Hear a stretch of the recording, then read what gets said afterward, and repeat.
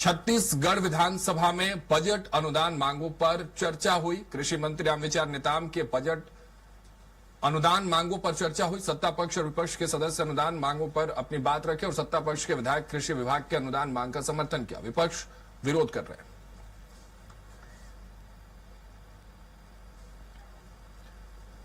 हमारे सहयोगी दिलीप साहू और अधिक जानकारी के साथ जुड़ रहे हैं, उनसे समझते हैं कि आखिर विधानसभा की आज की कार्यवाही कैसी रही। दिलीप, अगर बात कर लें ओवरऑल आज विधानसभा की कार्यवाही की, किस तरह से क्या कुछ तस्वीरें वहां से रही? विपक्ष लगातार हंगामा करता हुआ भी नजर आया, उस बीच सरकार ने अपनी बात भी रखी, तमाम चीजें वहां पेश भी की गई।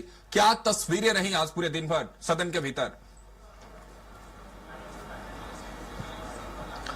जी बिल्कुल राघवेंद्र, बता दें कि आज सदन की कार्रवाई में प्रश्नकाल के दौरान कई मुद्दे पर विपक्ष की ओर से सत्ता पक्ष को घेरते हुए नजर आए और खास करके जम्बूरी के आयोजन जो बालोद में हुआ था उसको लेकर विपक्ष की ओर से कांग्रेस विधायक उमेश पटेल ने एक मुद्दा उठाया था। उनका कहना था जो टेंडर हुआ था जम्बूरी के आयोजन के लिए, उस टेंडर को पहले निरस्त कर दिया गया, फिर अपने चहेतों को काम दे दिया गया और जो टेंडर हुए बिना जो पूरे काम है वो शुरुआत कर दी गई। इन तमाम चीजों को लेकर आरोप लगाया और स्कूल शिक्षा मंत्री को घेरते हुए नजर आया। हालांकि स्कूल शिक्षा मंत्री ने इस पूरे मामले पे कहा कि सारे चीजें पारदर्शिता रही और क्योंकि जम्बूरी का आयोजन बड़ा आयोजन था, प्रदेश स्तर के जो जम्बूरी है उसका आयोजन किया गया, तो इसलिए कांग्रेस इसे अलग तौर पे देख रही है, उनकी सफलता को पचा नहीं पा रही है। और उन्होंने ये भी कहा कि जो भी टेंडर्स हुए वो पूरे प्रक्रियागत हुए और पहले जो टेंडर हुए थे, पहले जिनको दिया गया था, बाद में क्योंकि जो स्थितियां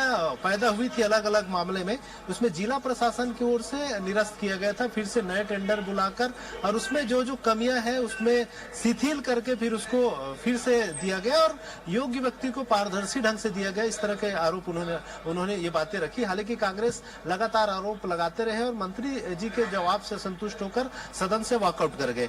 वहीं दूसरा प्रमुख जो मामला आज देखने में आया वो शून्यकाल में उठा। जो सत्ता पक्ष के विधायक रिकेश सेन है, भिलाई के वैशाली नगर के लिए विधायक रिकेश सेन, उनको मारने को लेकर एक वीडियो वायरल हो रहा है जिसमें एक भाजपा के ही पार्षद है जिसके द्वारा यह बातें कही जा रही है। उनका कहना है कि उन्हें रिकेश सेन को मारने के लिए, धमकी देने के लिए, उनकी जो चरित्र हनन है उसके लिए उनको काम पे लगाया गया था और वो सब आगे चल के जो काम में लगाए गए थे उनके तमाम चीजों को पोल करने के बाद वीडियो में, वायरल वीडियो में कह रहे हैं। इस वीडियो को लेकर भूपेश बघेल ने सदन में मामला उठाया। उनका कहना है था कि जब सत्ता पक्ष के विधायक ही सुरक्षित नहीं है और सदन का जो सत्र चल रहा है, बजट सत्र, इस दौरान उन पर इस तरह से जो धमकी भरे मामले सामने आ रहे थे, इस मामले को लेकर विचार थे कि गृह मंत्री की ओर से सदन में वक्तव्य आए। इस हालांकि आसंदी ने इस दौरान किसी तरह की वक्तव्य लेने से इंकार कर दिया। इसके बाद से फिर सत्ता पक्ष के विपक्ष के विधायकों ने नारेबाजी करते हुए और इस पूरे कार्रवाई से बहिष्कार कर लिया अपने को सदन की कार्रवाई से और ये कहा कि जब तक इस मामले में वक्तव्य नहीं आएगा तब तक वे सदन की कार्रवाई में भाग नहीं लेंगे। हालांकि बाद में रिकेश सेन ने सदन में खुद आकर कहा कि जो वायरल वीडियो हो रहा है वो किसी तरह का षड्यंत्र का मामला है और इस पूरे मामले की जानकारी वे मुख्यमंत्री विष्णुदेव साय और गृह मंत्री विजय शर्मा को दे चुके हैं और उनके ओर से आश्वासन भी मिला है। इस मामले को गंभीरता से लिया गया है, उस पर कार्रवाई होने का आश्वासन मिला है और उन्होंने ये भी कह दिया कि विपक्ष इस मामले में जबरदस्ती राजनीति कर रहे हैं, विपक्ष को इस तरह की राजनीति नहीं करनी चाहिए।